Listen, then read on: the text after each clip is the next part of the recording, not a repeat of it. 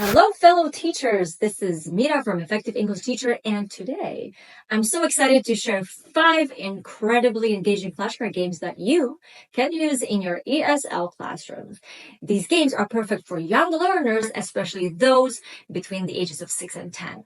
Older students or younger ones might enjoy them too, of course. You never know until you try. So let's dive in and explore these fun activities together.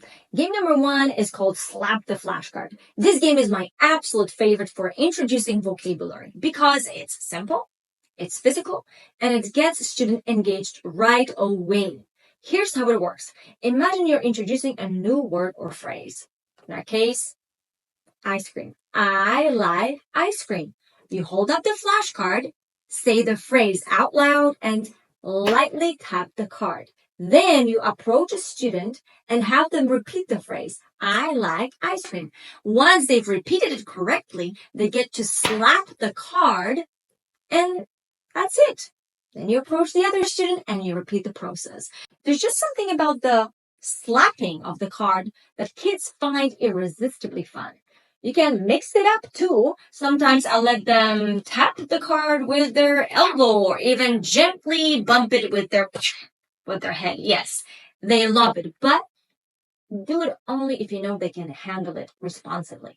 You don't want to end up in a messy situation where kids get overexcited and you're lost and you're not going to be able to get the kids in control again. But remember, this game is always a hit and it's really worth a try because, to be honest, whenever I do this game, I pretty much can do this game each and every lesson and they never seem to tire of it. So really give it a try if you haven't. Game number 2, Slow Reveal. Okay, Slow Reveal. A game that's all about building anticipation. Picture this. You're kneeling at the edge of the table, holding a flashcard underneath, like that, where no one can see. Slowly, you start to lift the card, revealing just a little bit at a time. A little bit.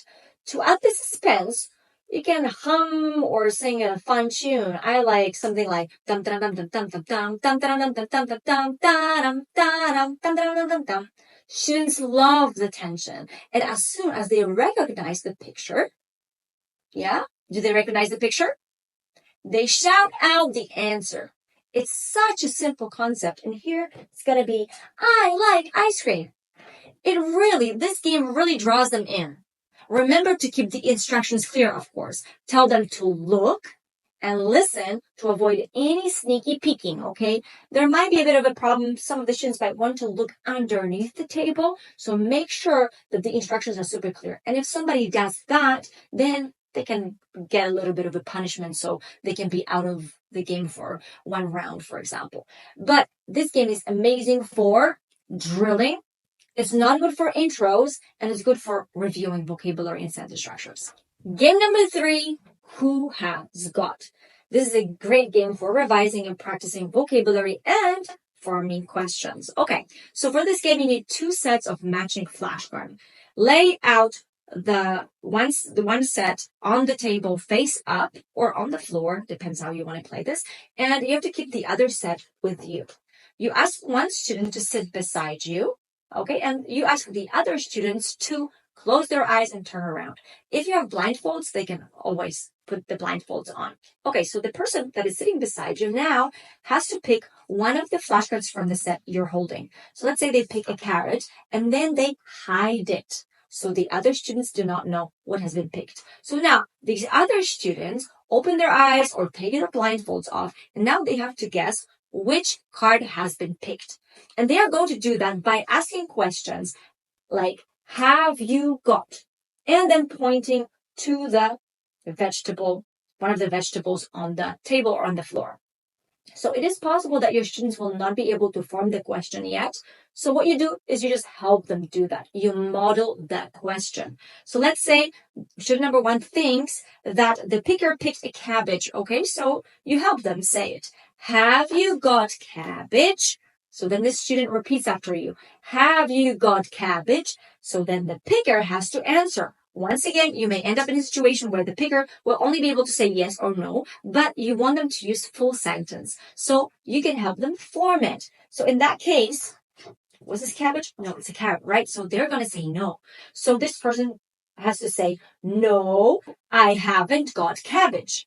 So obviously you say it yourself, they repeat after you, and the game continues until one of the students guesses which card has been picked. And you can play multiple times, making sure that each student gets to be a picker.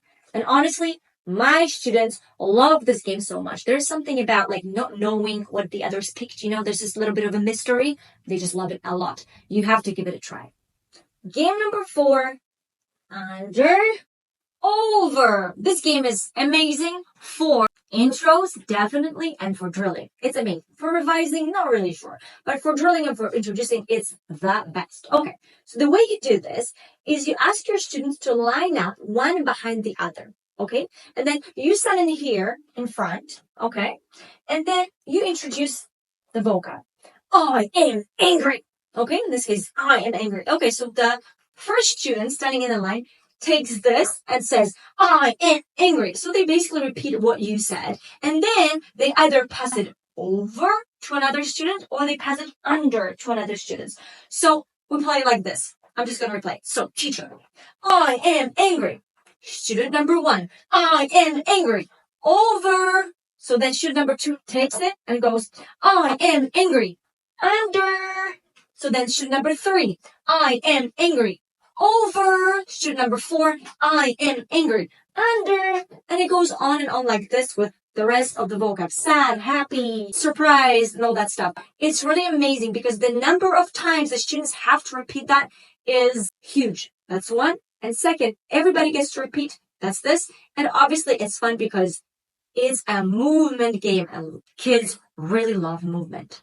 Game number 5, jump and say. This game is really great for revising vocabulary and sentence structure. So you may want to try it with your students. It includes movement and speaking. The name of the game is jump and say. So you lay out the flashcards with your target vocabulary. Okay. You have students line up in front of these flashcards, okay? And what they have to do is they just have to jump on the flashcard and say the target sentence with the key vocab.